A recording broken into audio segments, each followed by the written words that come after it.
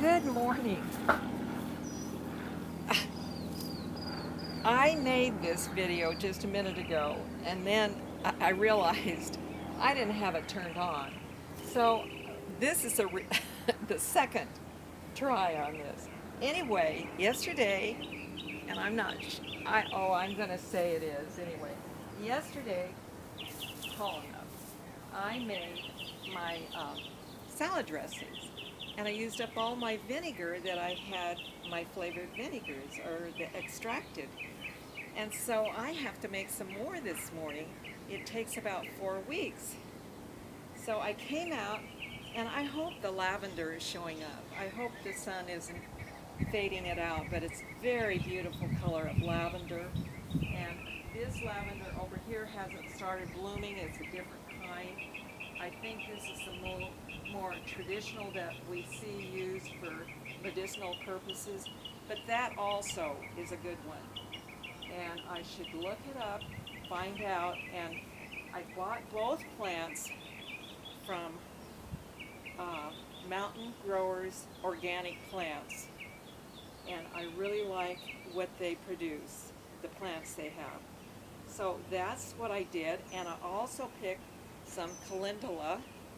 I'm going to put mint, that's what I have in my hand, and I want to show you, because where the camera is right now used to be where the lemon balm was, and it's gone. See, we took it out this weekend. There's some left that I picked for my vinegar, and then I'll just walk over here, and maybe it'll really pick up the true color a little bit better. And I don't know if you can see the bees, but the bees are very busy, and as long as I'm down here, I'll show you. We took the garlic out of this bed, and now you can really see that I have peppers, eggplant, and a squash, which looks like my butternut squash. Over here, we haven't taken the garlic out yet, and I've got either two zucchini or a zucchini and a spaghetti squash. I'm not sure which. I've never grown spaghetti squash. That's my true confession. And so I'm not sure quite what the leaf looks like or how the plant is.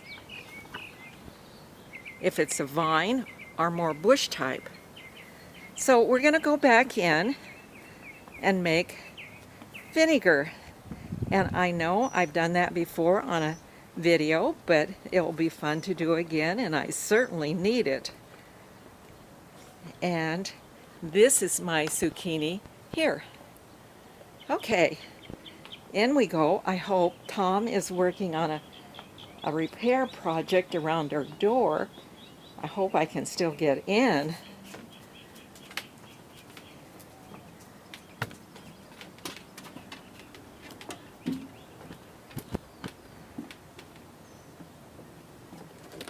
Can I come in, hon? Ah, the door even opened for me.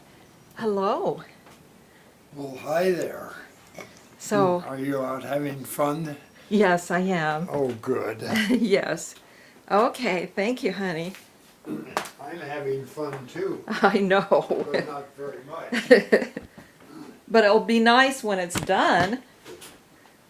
Okay, here we're back in, and I think we can see me. And I'm going to turn on a light. I know that probably interferes, but I have to see. Okay. Now, what I'm going to do is wash up what I have, the mint. Okay. And this was my bucket, my little, that I call a basket sometimes. And that's what I picked. And so, and I've just washed these jars. I want you to, oh, I was going to get a black pen. Well, I'll get one and write on it when I'm done. Anyway, I love these jars and the plastic lids to make my vinegar in, because remember, the plastic lid won't react with the vinegar. And if you're going to have vinegar, you need to either, if you don't have a plastic lid, put something like saran wrap or wax paper or something between this and the lid so it doesn't react. Okay, so I'm just going to wash these up real quick. Actually, I never know whether it's worse to wash them with my water out of the sink or just go with them the way they are outside, but it hasn't rained in a few days, so I did wash them.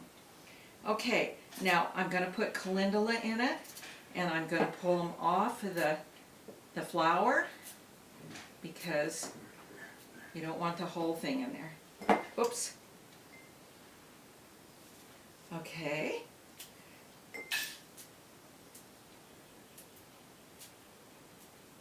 And you might call this, it's going to be a 3-flower vinegar with mint and lemon balm.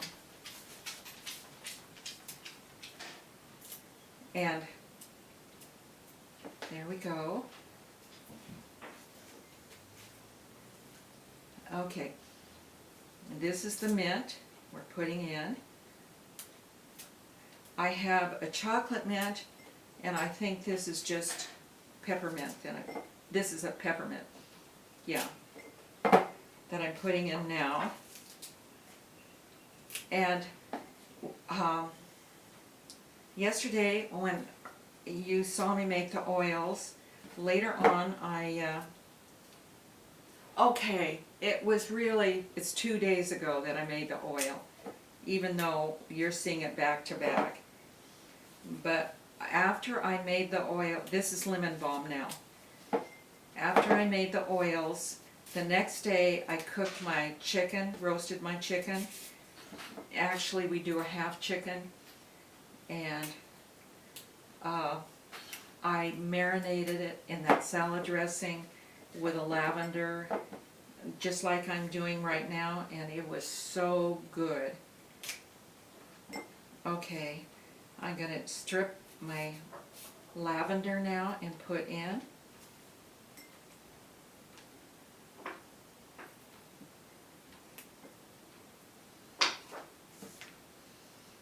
Its lavender smell probably isn't as strong as the other one I showed you, but it's still there.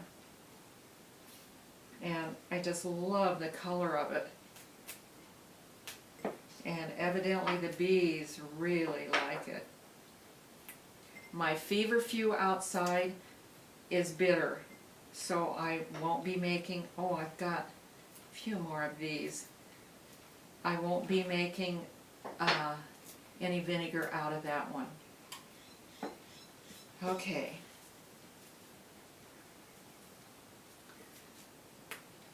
Feverfew is supposed to be good for headaches, and you know, fortunately, I don't get headaches. No, I don't get headaches.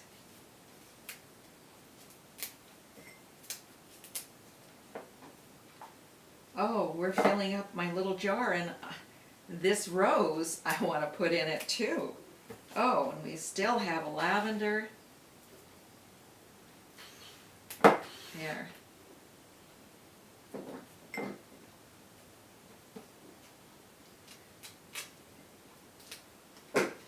My lavender, I think, looks pretty in the garden, but it serves a purpose also. It's a pollinator, and it's a health boost. Lavender is a nervine. It helps you relax, and then lemon balm is another good herb. It's very mild. Remember Peter Rabbit? Peter Rabbit, was it? No, he did mint and chamomile. But lemon balm, he could have done lemon balm too. Very nice and mild. There we go. And the other day, remember I had rose petals and hawthorn together. They're in the same family. Hawthorn is in the family of the rose. Okay, and I am going to put some rose petals in also in my vinegar, and I'm using all fresh. What I have to make sure that my vinegar covers all of this. I don't want any poking out when I'm done above the line. So I hope that does that. Okay, and then I'm going to put in my apple cider vinegar, my Bragg's organic, and in it goes. When we lived in Idaho, there was a farmer's market type shop that was open 7 days a week, and they sold vinegar. And I bought Bragg's out of the store, and then we got this, and I even think it was organic vinegar. No, it was vinegar, and that we bought for the stock, but apple cider vinegar, and it was much cheaper. And Tom, and it might have been organic, I don't remember, but Tom said, hey, we should just buy it from the farmer's market. And I said, no, I think we should stick with Bragg's.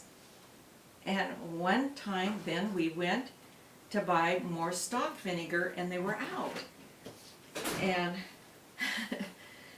the proprietor said, yes, I'm out right now because the place we get it from had a big order from Bragg's, and so they had to fill that order first. And we thought, oh. So from then on, we bought it cheaper from the farmer's market instead of going to the store, because it was the same product. And for years then, we bought it until we moved here. In fact, we moved with 15 gallons of it here. Okay, that's a lot of vinegar. Okay, but I'm out of it now. I wish I might have to put something to weight this down, because I don't want it above, because it's fresh. And I haven't figured that out what to do. But I'm going to. But right now, you're going to see me put the lid on it, but I'm going to try to figure out what to put on it, because I've got the vinegar clear to the top. And so it needs something to hold it down so it doesn't come above. Probably I shouldn't have filled it so full. So now I'm just going to make another one. Do you need to come in through, honey? No, You need my help? I wanted to talk to you about the vinegar thing because, Oh, okay, go ahead. well, I can't, Oh, okay. you might have a real problem there Why? with the vinegar people. Saying Bragg's? Using their... Telling them that Okay, okay. Anyway.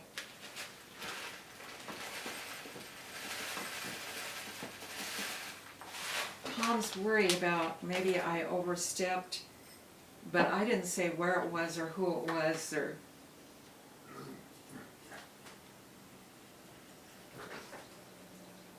And somebody has to make vinegar for Bragg's. I mean, they sell a lot of vinegar.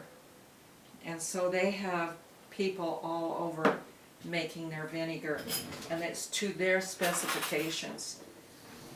It's just like our kids used to work in a huge cannery in Oregon, and they did about 5 different brands. But every brand, like Del Monte, had different requirements that they had to meet at that cannery than some of the other things that were canned. That maybe their requirements were different. So I don't know if I've overstepped, but anyway, this one, and I don't know, it has elderberries and ginger in it, and they're just dry herbs, so I'm going to do that. And I don't have my label with me, I mean my dark pen, but I'm going to write on the top, ginger, elderberry. I'm going to write rose, calendula, lavender, lemon balm, and mint. I'm going to put the dates on them. and then in 4 weeks, you'll probably see me strain them off, or if you don't, I'll strain them off, and then I'll start using them for salad dressings, just to drink in my water, and that will be it. So I've done that, but I want to also say I have nights sometimes, and they don't happen very often, but the other night was one of those nights I could not sleep. And so what do you do when you can't sleep? Lots of times you read. And I just happened to get out my White House cookbook that was published the same year that I was born. And Jim and Renda, in their Hardiness approach, in their June Jumpstart for Health, has been talking about how important breakfast is. And I just happened to notice they have a section called Warm Dishes for Breakfast. The following list of hot breakfast dishes may be of assistance in knowing what to provide for the comfortable meal called breakfast. Okay, you ready? It starts out with a meat. Broiled beefsteak, broiled chops, broiled chicken, broiled fish, broiled quail on toast, fried pig's feet, fried oysters, fried clams, fried liver and bacon, ham and eggs fried, veal cutlets breaded, sausages, fricasseed tripe, fricasseed kidneys, turkey or chicken hash, corned beef hash, beef croquettes, codfish balls, creamed codfish, stewed meats on toast, poached eggs on toast, omelets, eggs, boiled plain, and eggs cooked in any of the a lot of ways. I don't know why I can't say various. Okay, that's what I mean.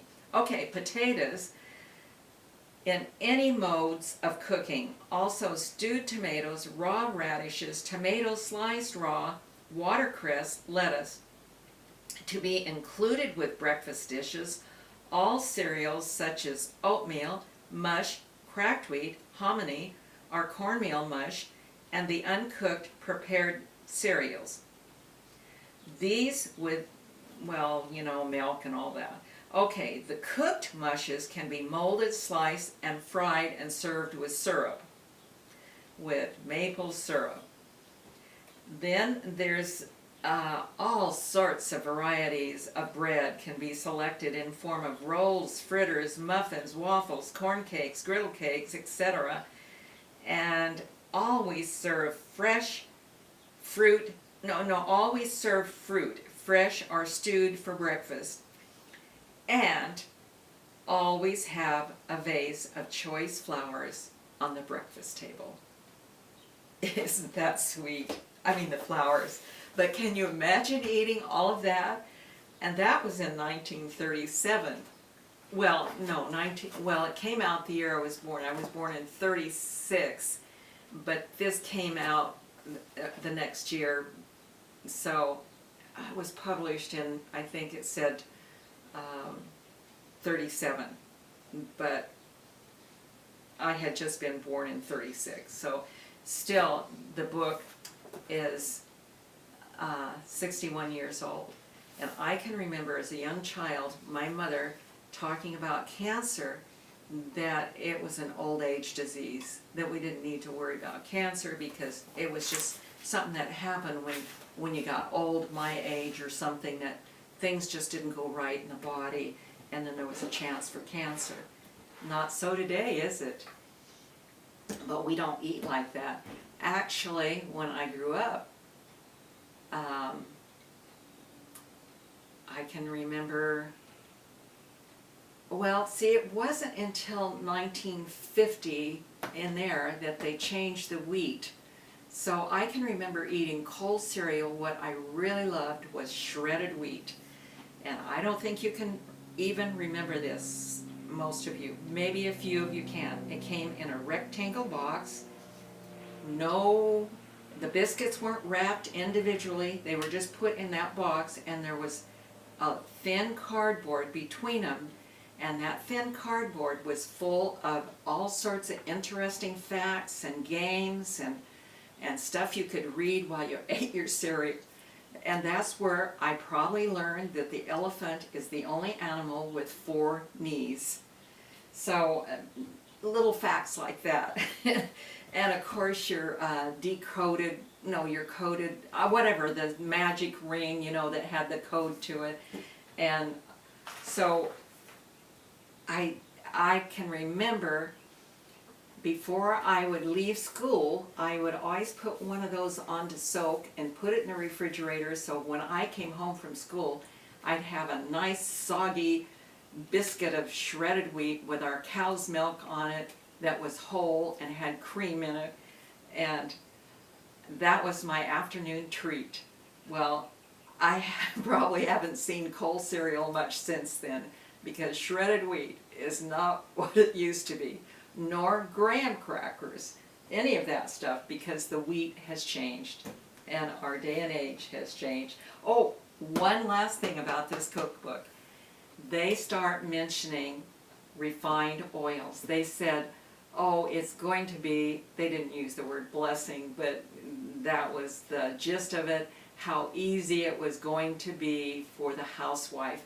And restaurants and hotels and the more higher class homes now were even using it and finding that refined oils were so good. And now, after all these years, we find out they are so bad. So, anyway, I'm on my way to make more salad dressing eventually and other things with my infused oils. These oils now, vinegars. These vinegars in the next 4 weeks is going to start. That's my son. Wait just a minute. Let's see, there.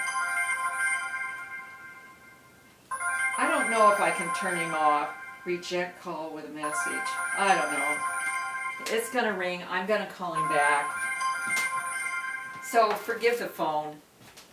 Anyway. Oh shoot. I don't know what I was even gonna end this with. Anyway, it's going to extract all the goodness out of this. It's just not pretty. It's going to give me all of the minerals, the vitamins, the good stuff, the constituents that are in this, and it's going to help me absorb them into my body and give me vitality and health and keep me going in my 80s. And that's why I do it. So have a good day, enjoy life, and make some vinegars.